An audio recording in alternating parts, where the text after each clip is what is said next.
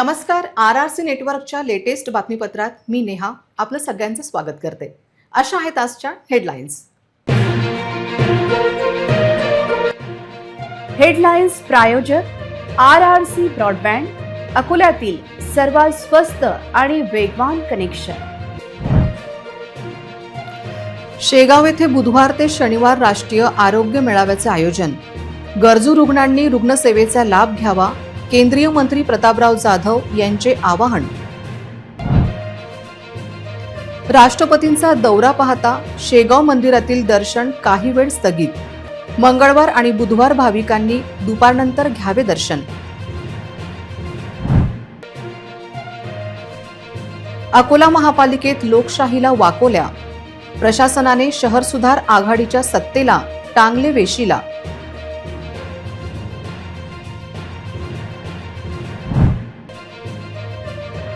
हनुमान मंदिर प्राणप्रतिष्ठेच्या वेळी भाविकांचा भलताच उद्योग. नोटांच्या उधळ झाल्याने चर्चांना आले उधाण. मोरणा नदीचे पाणी जलकुंभीने झाले हिरवेगार. डासांच्या त्रासाने अकोलेकरांची उडाली झोप. महापालिकेचे दुर्लक्ष. आता सविस्तर बातम्या. आयुष मंत्रालय, भारत सरकार व अखिल भारतीय आयुर्वेद महासंमेलन यांच्या संयुक्त विद्यमाने शेगाव येथे 25 ते 28 फेब्रुवारी 2026 या कालावधीत राष्ट्रीय आरोग्य मेळावा आयोजित करण्यात आला आहे. या भव्य मेळाव्याचा शुभारंभ 25 फेब्रुवारी रोजी महामहिम राष्ट्रपती द्रौपदी मुर्मू यांच्या हस्ते होणार असून याप्रसंगी राज्यपाल, मुख्यमंत्री व उपमुख्यमंत्री यांची प्रमुख उपस्थिती राहणार आहे. या 4 दिवसीय मेळाव्यामध्ये दररोज आरोग्य तपासणी व आवश्यक औषधींचे मोफत वितरण करण्यात येणार आहे. या ठिकाणी आरोग्य विभागाची भूमिका अत्यंत महत्त्वाची असून सर्व आयुष वैद्यकीय अधिकारी व फार्मासिस्ट यांनी मेळाव्याच्या ठिकाणी उपस्थित राहून आपली सेवा प्रदान करावी, अशी सूचना मंत्री महोदयांनी दिली आहे. मेळाव्यात 66 औषधी स्टॉल्स व 35हून अधिक आरोग्य तपासणी स्टॉल्स उभारण्यात आले आहेत. तळागाळातील गरजू लोकांपर्यंत या मेळाव्याची माहिती पोहोचवण्यासाठी आशा वर्कर्सनी घरोघरी जाऊन प्रभावीपणे प्रबोधन करावे. विशेषतः 26 जानेवारी रोजी आशा वर्कर्ससाठी आजीबाईचा बटवा या घरगुती आयुर्वेदिक उपचार प्रशिक्षणाचे आयोजन करण्यात आले असून या प्रशिक्षणात सर्वांची उपस्थिती अनिवार्य आहे. परिवहन विभागाने बसस्थानके व बसेसमध्ये मेळाव्याच्या माहितीचे स्टिकर्स लावून नागरिकांना प्रोत्साहित करावे. 27 फेब्रुवारी रोजी मोफत नेत्र तपासणी, चष्मे वाटप व मोतीबिंदू शस्त्रक्रिया नोंदणी शिबिर पार पडेल. तसेच वयोश्री व ADIP योजनेअंतर्गत दिव्यांग बांधवांची आणि 60 वर्षावरील वृद्धांची आरोग्य तपासणी व साहित्य नोंदणी करण्यासाठी जिल्हा प्रशासनाने आरोग्य व समाज कल्याण विभागाच्या मदतीने विशेष मोहीम राबवली जाणार आहे. केंद्रीय आयुष मंत्री प्रतापराव जाधव यांनी आज शेगाव येथे विविध ठिकाणांना भेटी देऊन महामहिम राष्ट्रपती द्रौपदी मुर्मू यांच्या नियोजित दौऱ्याच्या पूर्वतयारीची सविस्तर पाहणी केली. राष्ट्रीय आरोग्य मेळाव्यासाठी येणाऱ्या रुग्ण आणि नागरिकांच्या बसण्याची व्यवस्था, विविध पॅथींचे स्टॉल, औषध वितरण केंद्र आणि रुग्ण तपासणीसाठी उभारण्यात येत असलेल्या विशेष स्टॉल्सच्या तयारीचा त्यांनी प्रत्यक्ष आढावा घेतला. आरोग्य मेळाव्यात येणाऱ्या नागरिकांना कोणत्याही प्रकारची अडचण भासणार नाही आणि तपासणी प्रक्रिया सुलभ राहील याची दक्षता घेण्याच्या सूचना त्यांनी यावेळी संबंधित विभागांना दिल्या. देशाच्या महामहिम राष्ट्रपती द्रौपदी मुर्मू 25 फेब्रुवारी रोजी शेगावच्या दौऱ्यावर येत आहेत. या ऐतिहासिक दौऱ्याच्या पार्श्वभूमीवर सुरक्षा आणि राजशिष्टाचाराच्या कारणास्तव श्री गजानन महाराज संस्थानच्या दर्शन व्यवस्थेत काही तासांचा बदल करण्यात आला आहे. मंगळवार दिनांक 24 आणि बुधवार दिनांक 25 फेब्रुवारी रोजी दर्शन काही काळासाठी स्थगित राहणार असल्याने भाविकांनी याची नोंद घेऊन प्रशासनाला सहकार्य करावे, असे आवाहन संस्थानतर्फे करण्यात आले आहे. देशाच्या महामहिम राष्ट्रपती द्रौपदी मुर्मू 25 फेब्रुवारी रोजी शेगावच्या दौऱ्यावर येत आहेत. या ऐतिहासिक दौऱ्याच्या पार्श्वभूमीवर सुरक्षा आणि राजशिष्टाचाराच्या कारणास्तव श्री गजानन महाराज संस्थानचे दर्शन व्यवस्थेत काही तासांचा बदल करण्यात आला आहे. प्रशासनाकडून मिळालेल्या माहितीनुसार राष्ट्रपतींच्या दौऱ्यासाठी सुरक्षा आणि सुव्यवस्थेचे कटेकोट नियोजन करण्यात आले आहे. त्याचे तपशील खालीलप्रमाणे आहे. मंगळवार 24 फेब्रुवारी 2026 जिल्हा प्रशासनाच्या वतीने या दौऱ्याची रंगीत तालीम आयोजित करण्यात आली आहे. त्यामुळे सुरक्षिततेच्या कारणास्तव सकाळी 10:30 ते दुपारी 12 या कालावधीत श्रींचे दर्शन स्थगित राहील. त्याचबरोबर बुधवार 25 फेब्रुवारी 2026 राष्ट्रपतींचे शेगावमध्ये आगमन होत असल्याने सुरक्षेच्या दृष्टीने सकाळी 7:30 ते दुपारी 12:30 या वेळेत श्रीदर्शन व्यवस्था पूर्णपणे बंद राहील. दुपारी 12:30 नंतर दर्शन व्यवस्था पुन्हा पूर्ववत सुरू होईल. दररोज हजारो भाविक श्रींच्या दर्शनासाठी शेगावला येतात. या 2 दिवसात होणाऱ्या बदलांमुळे भाविकांची गैरसोय होऊ नये यासाठी संस्थानने ही सूचना प्रसिद्ध केली आहे. जे भाविक सध्या प्रवासात आहेत किंवा दर्शनासाठी शेगावला येण्याचे नियोजन करत आहेत त्यांनी वरील वेळेचे पालन करून दर्शन व्यवस्थेत सहकार्य करावे अशी विनंती श्री गजानन महाराज संस्थानने केली आहे. मालमत्ता करावरील शास्ती अभय योजनेची मागणी निलेश देव यांनी केली. त्यानंतर सत्तारूढ भाजप नेत्यांनी याविषयी आयुक्तांच्या दालनात बैठक घेत मालमत्ता करवसुलीसाठी शास्ती अभय योजना राबवण्याची सूचना केली, आदेश दिला. पण ही योजना राबविताना प्रशासनाने पुन्हा कॉपी पेस्ट करत सत्तारूढ शहर सुधार आघाडीला बासणात गुंडाळल्याची स्थिती अकोल्यात ठिकठिकाणी दिसत आहे. मोठा गाजावाजा करत महापालिका इलेक्शन झाले. निवडणूक झाल्यानंतर सत्ता स्थापन करण्यासाठी मोठ्या घडामोडी झाल्या. शहर सुधार आघाडीची सत्ता महापालिकेत स्थापन झाली. महापौर उपमहापौर विराजमान झाल्या. पण महापालिका प्रशासन गेल्या 3-4 वर्षापासून प्रशासक राज आणि आयुक्तांच्या राज्य व्यवस्थेत असल्याचे चित्र मात्र कायम आहे. महापालिका शास्ती अभय योजनेचे शहरात लागलेल्या बॅनरवर मात्र अजूनही शहरात प्रशासक राज असून त्याचे प्रमुख आयुक्त असल्याचे चित्र आहे. सत्तारूढ शहर सुधार आघाडीला ते सत्तेत असल्याने भान नसल्याचे चित्र असून प्रशासनावरचा वचक सत्तारूढ भाजप प्रणित शहर सुधार आघाडीचा नसल्याचे चित्र कायम आहे. शास्ती अभय योजनेचे बॅनरवर प्रशासक आणि आयुक्त हे कायम राहत असेल तर सत्ता स्थापन करण्याची घाई कशाला केल्या गेली? निवडणुका कशाला घेतल्या? लोकशाही प्रक्रिया कशाला राबवली असा प्रश्न या निमित्त उपस्थित होत आहे. बॅनरवर प्रिंटिंग मिस्टेक झाल्याचा दावा महापालिका कर विभाग निश्चित करेल. हे बॅनर काढले जातील, नवे लावले जातील. लोकशाही व्यवस्था स्थापन झाल्यानंतर लोकशाहीला प्रशासक राजमध्ये गुंडाळणाऱ्या प्रशासनातील अधिकाऱ्यांनी प्रशासक आणि आयुक्त असे बॅनर लावत लोकशाहीची खिल्ली उडवली नाही तर सत्तारूढ शहर सुधार आघाडीची सत्ता एक प्रकारे नाकारल्याचे चित्र आहे. हे चित्र बदलण्याची गरज अकोलेकर व्यक्त करत आहे. बाळापूर तालुक्यातील मनारखेड येथे हनुमान मूर्ती प्राणप्रतिष्ठा दरम्यान एक विचित्र घटना समोर आली आहे. मंदिराच्या शिखरावरून हजारो रुपयांच्या नोटा आणि नाणी उधळण्यात आल्या. या नोटा गोळा करण्यासाठी भाविकांनी एकच गर्दी केली होती, ज्यामुळे मंदिर परिसरात काही काळ गोंधळाचे आणि अफरातफरीचे वातावरण निर्माण झाले होते. ही घटना मनारखेड गावात नवनिर्मित हनुमान मूर्तीच्या प्राणप्रतिष्ठा सोहळ्यानंतर घडली. मंदिराच्या छतावरून 10, 20 आणि 50 रुपयांच्या हजारो नोटांसह 5 आणि 10 रुपयांची नाणी हवेत फिरकावण्यात आली. नोटा उधळण्यास सुरुवात होताच कार्यक्रमाला उपस्थित असलेल्या भाविकांमध्ये त्या पकडण्यासाठी मोठी चढाओढ सुरू झाली. काही लोक थेट मंदिराच्या मंडपावर चढण्याचा प्रयत्न करत होते तर काही जण वाऱ्याच्या दिशेने उडणाऱ्या नोटांच्या मागे धावत होते. या प्रकारामुळे काही काळ चेंगराचेंगरीसारखी स्थिती निर्माण झाली होती.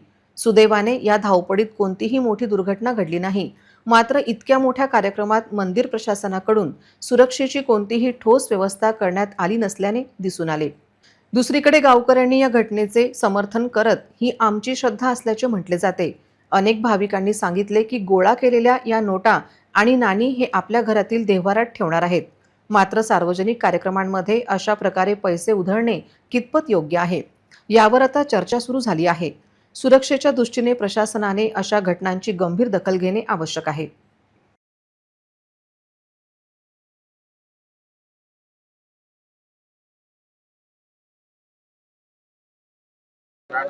आज आमच्या इथं श्री हनुमानजीची व श्री गणेशजीची मूर्तीची प्राणप्रतिष्ठा झालेली आहे. नवीन मंदिराचा जीर्णोद्धार झालेला आहे आणि एक हर्षोल्लासात हा मोठ्या आनंदात पूर्ण गावकऱ्यांनी मिळून हा सोहळा साजरा केलेला आहे. आणि हे जे लूट जे झालेली आहे हे परंपरागत चालू आलेली आहे आणि एक विधी, धार्मिक विधी म्हणून आहे. आणि जे नोटा किंवा पैसे किंवा जे फुलं त्यातून पडतात त्या कळसावरून कळस झाल्यानंतर तर ते प्रत्येक जण आपापल्या घरात नेते, देवघरात ठेवते, नाहीतर मग आपल्या तिजोरीत ठेवते. त्याचा खूप एक मान आहे. बार्शीटाकळी तालुक्यातील मोजे राहिसाई येथील रंजना शिवदास वाहुरवाग यांना अद्याप घरकुल योजनेचा लाभ न मिळाल्याने त्यांचे पती शिवदास वाहुरवाग यांनी आजपासून जिल्हाधिकारी कार्यालयासमोर बेमुदत आमरण उपोषण सुरू केले आहे. रंजना वाहुरवाग ह्या शासकीय नियमानुसार घरकुल योजनेच्या पात्र लाभार्थी असूनही ग्रामपंचायत स्तरावरील दिरंगाईमुळे त्यांना घरकुलाचा लाभ मिळालेला नाही. रंजना वाहुरवाग यांचे घर पूर्णतः जीर्ण अवस्थेत असून त्यांची आर्थिक व सामाजिक परिस्थिती अत्यंत हालाखीची आहे. 2018च्या ग्रामपंचायत ठरावानुसार त्या प्रधानमंत्री आवास योजना अंतर्गत पात्र लाभार्थी ठरल्या आहेत. तरीही आजपर्यंत त्यांना घरकुल मंजूर झाले नसल्याने प्रशासनाने तात्काळ हस्तक्षेप करून त्यांना घरकुलाचा लाभ द्यावा अशी मागणी करण्यात येत आहे. रंजना वाहुरवाग ह्या सर्व निकष पूर्ण करत असूनही त्यांना लाभापासून वंचित ठेवण्यात आल्याचा आरोप होत आहे. ग्रामपंचायतीमधील सत्ताधिकाऱ्यांच्या हलगर्जीपणामुळे व प्रशासकीय दिरंगाईमुळेच ही परिस्थिती उद्भवल्याचे सांगितले जात आहे. घर पूर्णतः मोकळीस आले असून कोणत्याही क्षणी अपघाताची शक्यता नाकारता येत नाही.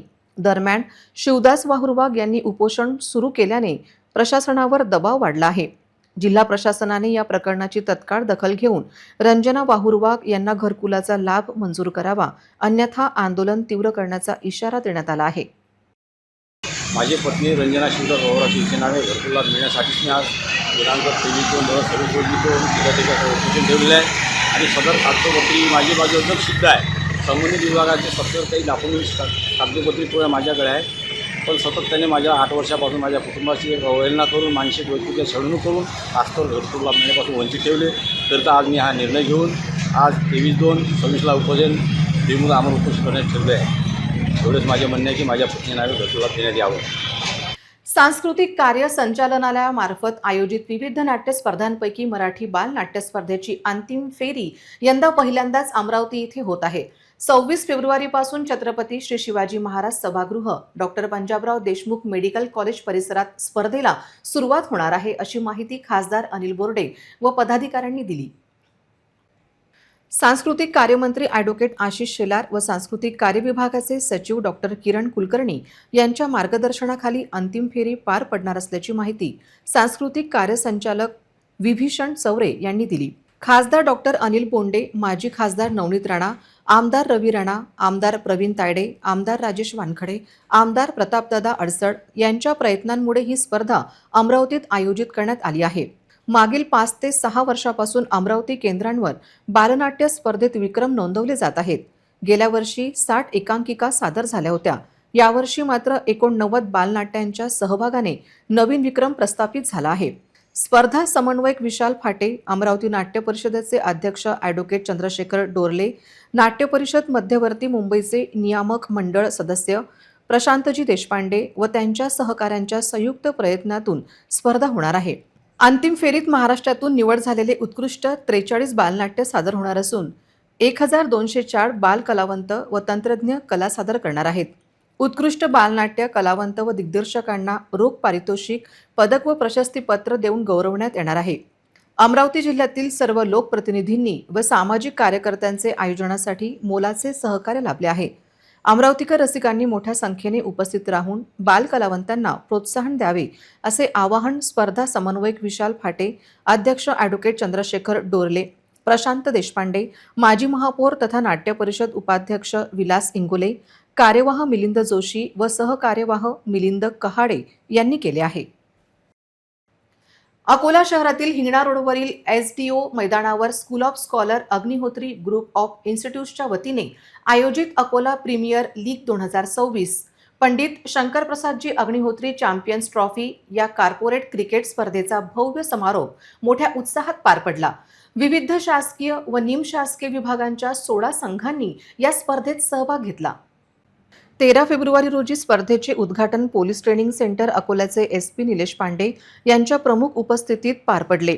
स्पर्धेचा अंतिम सामना charity super king advocate team आणि अकोला महानगरपालिका संघ यांच्यात झाला. रोमांचक सामन्यात चॅरिटी सुपर किंग संघ विजेता ठरला, तर अकोला महानगरपालिका संघ उपविजेता ठरला.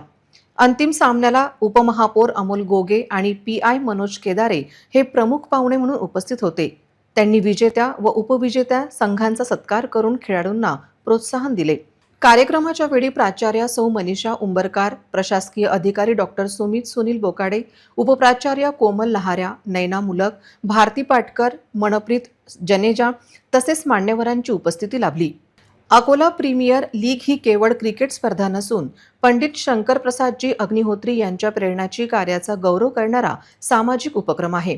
त्यांच्या जयंतीनिमित्त आयोजित या स्पर्धेचा उद्देश कार्यरत व्यावसायिकांना तणावमुक्तीचा मंच उपलब्ध करून देणे, शारीरिक व मानसिक आरोग्याला चालना देणे आणि विविध विभागांमध्ये एकात्मता वाढवणे हा होता।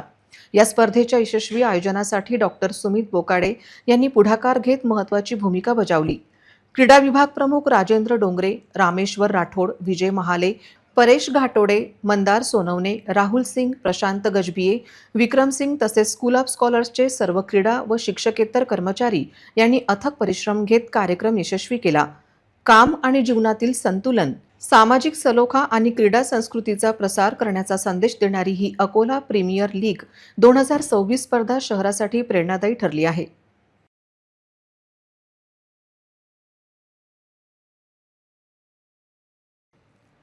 वैद्यकीय आणि IIT JEEच्या तयारीसाठी प्रसिद्ध असलेल्या आकाश इन्स्टिट्यूटने पुन्हा एकदा घवघवीत यश संपादन केले आहे।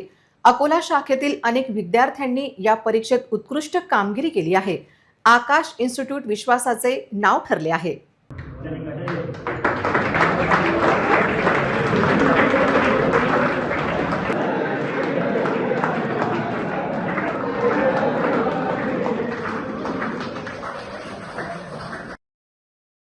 आकाश इन्स्टिट्यूटचा लौकिक वाढवणाऱ्या यशस्वी विद्यार्थ्यांमध्ये मोहम्मद शोएब 99.34%, राघवेंद्र देशमुख 99.32%, अनय राठी 99.24%, पार्थ राठोड 99.7% गुण प्राप्त झाले। व्यतिरिक्त विशाल गावंडे, संदेश खडगे, तन्मय मलानी, तन्मय हनवंटे, अनुज धागे, किशोर सावंग, यश राठोड आणि किरण धनागरे यांनीही परीक्षेत शानदार यश मिळवले आहे। आकाश इन्स्टिट्यूटच्या यशाबद्दल विद्यार्थी आणि पालकांमध्ये आनंदाचे वातावरण आहे। मेहनत, योग्य मार्गदर्शन आणि योग्य दिशा मिळाल्यास यश नक्कीच मिळते, हे आकाश अकोला शाखेने पुन्हा एकदा सिद्ध केले आहे। JEEच्या तयारीसाठी आकाश यावर पुन्हा एकदा शिक्कामोर्तब झाले आहे। और आकाश के फैकल्टीज ने भी मेरी जर्नी में बहुत साथ दिया और उन्हीं की वजह से मेरा इतना अच्छा रिजल्ट आ पाया और यहाँ की मॉड्यूल्स वगैरह इतनी बहुत ही बेहतरीन थी, इस वजह से मेरा रिजल्ट इतना अच्छा आ पाया और इसमें क्वेश्चन लेवल और क्वेश्चन नंबर ऑफ क्वेश्चन भी बहुत ज़्यादा है, बहुत अच्छे लेवल के क्वेश्चन है। थैंक यू फॉर अकोला येथील RDG पब्लिक स्कूलमध्ये ग्रँड पॅरेंट्स डे मोठ्या उत्साहात साजरा करण्यात आला। 21 फेब्रुवारी रोजी शाळेच्या सभागृहात पूर्व प्राथमिक वर्गातील विद्यार्थ्यांच्या आजी आजोबांसाठी विशेष कार्यक्रमाचे आयोजन करण्यात आले होते। या कार्यक्रमात विविध स्पर्धा, सांस्कृतिक सादरीकरणे आणि सन्मान सोहळ्यामुळे वातावरण आनंदमय झाले होते। कार्यक्रमाची सुरुवात आजी आजोबांच्या स्वागताने झाली। यावेळी बुक बॅलन्स, बलून बॅलन्स आणि म्युझिकल चेअर अशा विविध स्पर्धांचे आयोजन करण्यात आले होते। स्पर्धांमध्ये आजी आजोबांनी उत्स्फूर्त सहभाग नोंदवला। बलून बॅलन्स स्पर्धेत मिस्टर अँड मिसेस शर्मा यांनी प्रथम क्रमांक पटकावला, तर मिस्टर अँड मिसेस मिर्चिला यांनी द्वितीय क्रमांक पटकाविला। बुक बॅलन्स स्पर्धेत मिस्टर अँड मिसेस चौहान यांनी प्रथम क्रमांक मिळविला, तर मिस्टर अँड मिसेस टेकम यांनी द्वितीय क्रमांक प्राप्त केला। म्युझिकल चेअर स्पर्धेत रामा अग्रवाल यांनी प्रथम क्रमांक मिळविला, तर दानवी सरदार यांनी द्वितीय क्रमांक पटकावला। पूर्व प्राथमिकच्या चिमुकल्या विद्यार्थ्यांनी सुंदर नृत्य सादर करून उपस्थितांचे मन जिंकली। तसेच काही विद्यार्थ्यांनी आपल्या भाषणातून आजी आजोबांप्रती कृतज्ञता व्यक्त केली। यावेळी विद्यार्थ्यांनी सादर केलेली नाटिका विशेष आकर्षण ठरली। कार्यक्रमात आजी आजोबांसाठी खास सेल्फी पॉइंटची व्यवस्था करण्यात आली होती। स्पर्धेतील विजेत्यांना उपप्राचार्य श्वेता चोमवाल यांच्या हस्ते बक्षीस देऊन गौरवण्यात आले। यावेळी त्यांनी आपकी झुरियों में छुपी कहानियां ही कविता सादर करून आजी आजोबांच्या संस्कारांचे महत्त्व अधोरेखित केले। या सुंदर उपक्रमाबद्दल आजी आजोबांनी आनंद व्यक्त करत शाळेच्या प्रयत्नांचे कौतुक केले। कार्यक्रमाचे सूत्रसंचालन शिक्षिका रुपाली देशमुख यांनी केले, तर आभार प्रदर्शन शिक्षिका पूनम सुकडे यांनी मानले। ग्रँड पॅरेंट्स डे निमित्त आयोजित हा कार्यक्रम केवळ मनोरंजनापुरता मर्यादित न राहता कुटुंबातील नातेसंबंध अधिक दृढ करणारा आणि आजी आजोबांच्या संस्काराचे महत्त्व अधोरेखित करणारा ठरला।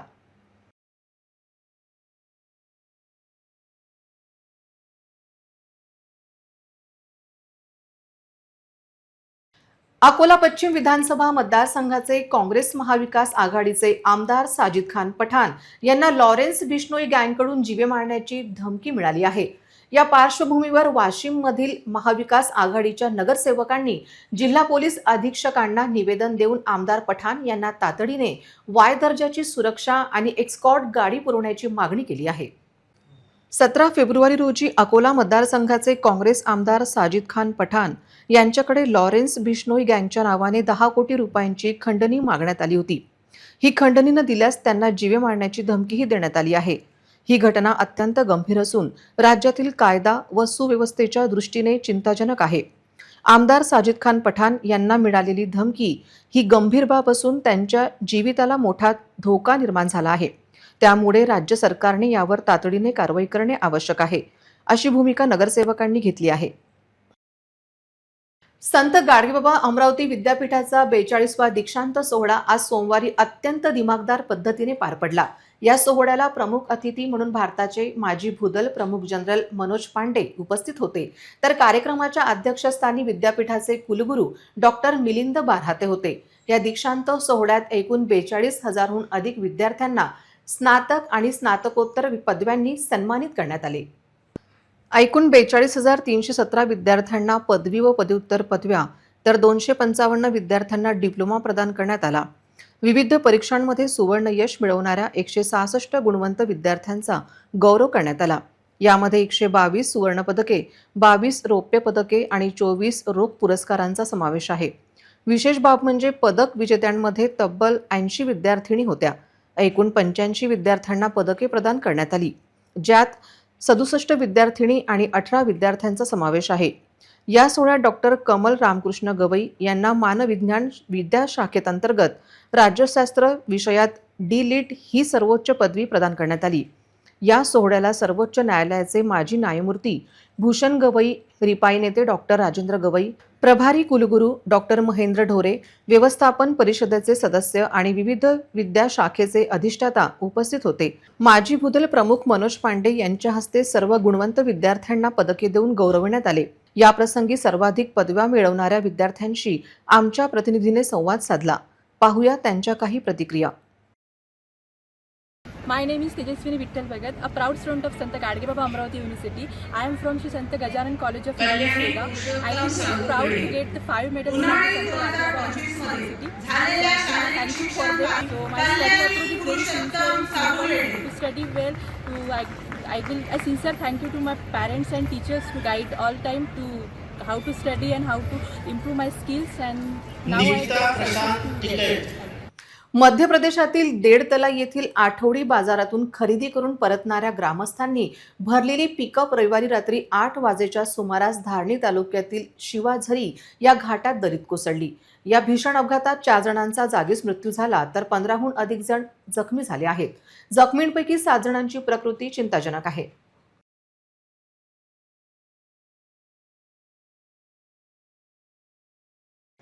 मिळालेल्या माहितीनुसार कांजोडी आणि राणीगाव येथील ग्रामस्थ पिकअप वाहनाने देडतलाई येथील आठवडी बाजारात गेले होते. सायंकाळी बाजारातून परतत असताना शिवाझिरी गावाजवळील घाट चढताना वाहन अचानक पाठीमागे सरकू लागले. चालकाचे नियंत्रण सुटल्याने पिकअप थेट दरीत कोसळून उलटली. घटनेची माहिती मिळताच पोलिसांनी घटनास्थळी धाव घेतली.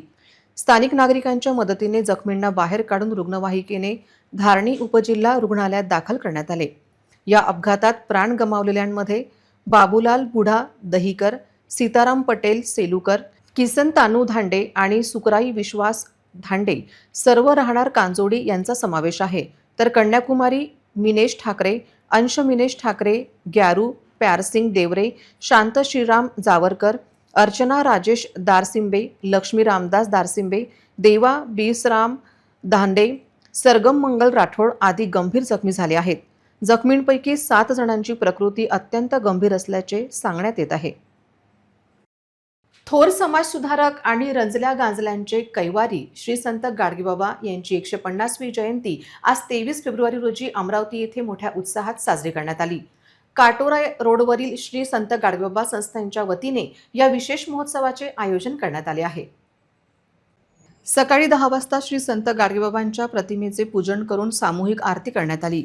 यावेळी भक्तांनी गोपाला गोपाला देवकी नंदन गोपाला या जयघोषाने परिसर दुमदुमून टाकला होता.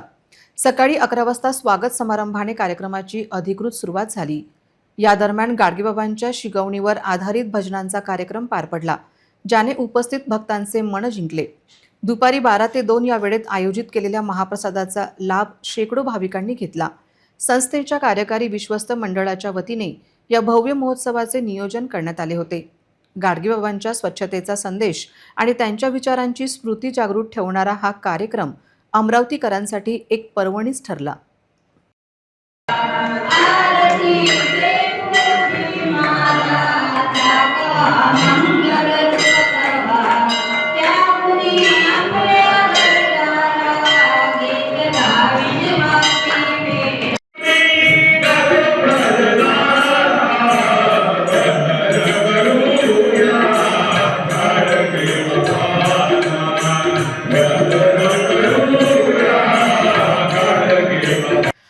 अकोला जिल्ह्यातील बार्शीटाकळी तालुक्यातील मोजे राजंदा येथील ग्राम महसूल अधिकाऱ्यांच्या कथित गैरवापरांविरोधात नागरिक आक्रमक झाले असून ग्रामस्थांनी आजपासून जिल्हाधिकारी कार्यालयासमोर आमरण उपोषण सुरू केले आहे.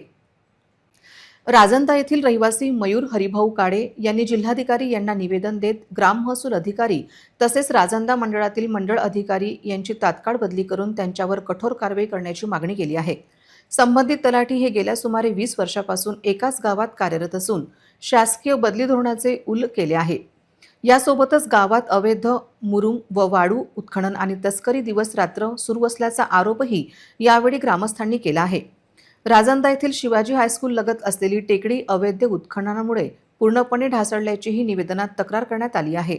अवैध मुरुम व वाळू वाहतूक करणारे ट्रक वेगाने रस्त्यावरून धावल्याने विद्यार्थ्यांच्या सुरक्षिततेचा गंभीर प्रश्न निर्माण झाल्याचा आरोप करण्यात आला आहे. तसेच अतिवृष्टीमुळे नुकसान झालेल्या शेतकऱ्यांना शासकीय मदत न मिळता ती काही निवडक व्यक्तींनाच दिली जात असल्याचा गंभीर आरोपही करण्यात आला आहे. या प्रकरणी तहसीलदार बार्शीटाकळी यांच्याकडे वारंवार तक्रारी करूनही कोणतीही ठोस कारवाई झाली नसल्याने अखेर ग्रामस्थांना आमरण उपोषणाचा मार्ग पत्करावा लागल्याचे सांगण्यात येत असून यामध्ये दोषी असलेल्या अधिकाऱ्यांवर तत्काळ कारवाई करावी अशी मागणी करण्यात येत आहे. आमचं उपोषण राजंदा येथील जे तलाठी आहेत त्यांनी पूर्ण भ्रष्टाचार करून ठेवलेला आहे. जे श्रावणबाळ योजनेतले आणि निराधार योजनेतले जे लाभार्थी आहेत त्यांना अजूनसुद्धा पगार चालू नाही आणि ज्यांचे तिळाचे नुकसान झाले त्यांना यांनी नुकसान भरपाईसुद्धा दिलेली आहे आणि ज्यांचे तीळ उभे आहेत त्यांना यांनी नुकसान भरपाई दिलेली आहे. मी 30 तारखेला आत्मदानसुद्धा केलं या कारणास्तव. आणि जे तहसीलदार आहेत बार्शीटाकळीचे आणि कर्नेवाल साहेब मंडळ अधिकारी हे त्यांना आळी घालत आहेत.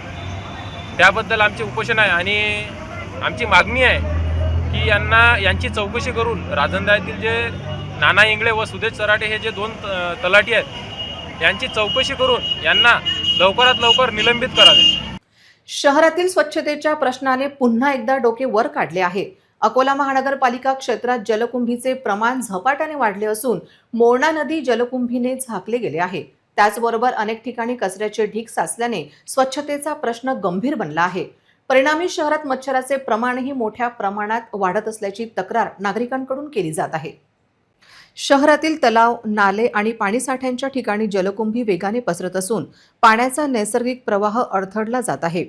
मोरणा नदीच्या पाण्यात वाढलेल्या जलकुंभीमुळे पाण्यातील ऑक्सिजनचे प्रमाण घटते आणि दुर्गंधी पसरते. यामुळे पर्यावरणासह नागरिकांच्या आरोग्यावरही परिणाम होत आहे. दरम्यान शहरातील काही भागात नियमित साफसफाई न झाल्याने कचऱ्याचे ढीग साचलेले दिसून येत आहेत. या कचऱ्यात साचलेल्या पाण्यामुळे मच्छरांची उत्पत्तीत वाढ होत आहे. डेंग्यू, मलेरिया आणि चिकनगुनिया यासारख्या आजारांचा धोका वाढण्याची भीती नागरिक व्यक्त करत आहेत.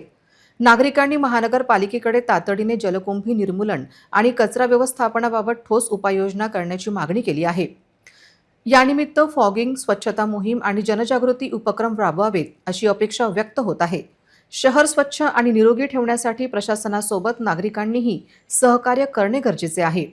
स्वच्छतेबाबत जागरूकता आणि जबाबदारीची भावना जोपासल्यास वाढत्या मच्छर प्रश्नावरती नियंत्रण मिळवणे शक्य होणार आहे. सत्तारूढ शहर सुधार आघाडीने बदल घडवण्याची गरज व्यक्त केली जात आहे. पुन्हा एक नजर टाकूया आजच्या प्रमुख घडामोडींवर. हेडलाईन्स प्रायोजक RRC ब्रॉडबँड, अकोल्यातील सर्वात स्वस्त आणि वेगवान कनेक्शन. शेगाव येथे बुधवार ते शनिवार राष्ट्रीय आरोग्य मेळाव्याचे आयोजन. गरजू रुग्णांनी रुग्णसेवेचा लाभ घ्यावा, केंद्रीय मंत्री प्रतापराव जाधव यांचे आवाहन. राष्ट्रपतींचा दौरा पाहता शेगाव मंदिरातील दर्शन काही वेळ स्थगित. मंगळवार आणि बुधवार भाविकांनी दुपारनंतर घ्यावे दर्शन. अकोला महापालिकेत लोकशाहीला वाकोल्या. प्रशासनाने शहर सुधार आघाडीच्या सत्तेला टांगले वेशीला.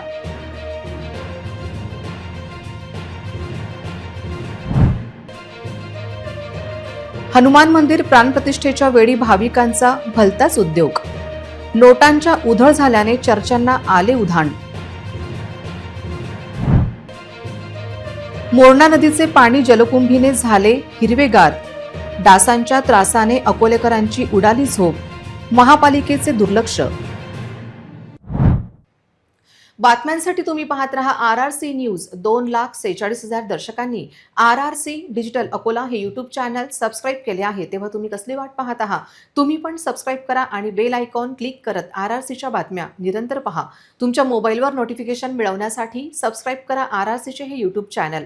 लाईक आणि फॉरवर्ड करा RRC डिजिटल अकोलाचे हे न्यूज बुलेटिन. पुन्हा भेटूया लेटेस्ट बातम्यांसह नवीन बातमीपत्रात. तोवर नमस्कार.